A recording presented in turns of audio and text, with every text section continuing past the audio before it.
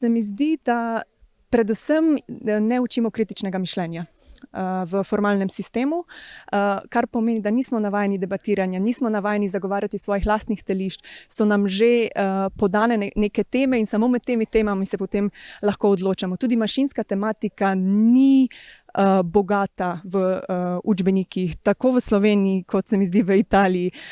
Tako da ne spoznavamo, kaj so to manjšinska vprašanja, s kakšno problematiko, s kakšnimi težavami se srečujejo naši rojaki za mejo. Predvsem pa ni dobre etike, ni neke civilne izobrazbe, kjer bi se lahko mladi naučili razmišljati, ne samo, da jim nekdo pove, morate zavrniti desničarske medije, ampak zakaj, kakšne so posledice populizma, ksenofobije, diskriminacije in kaj to pomeni zame kot individualista.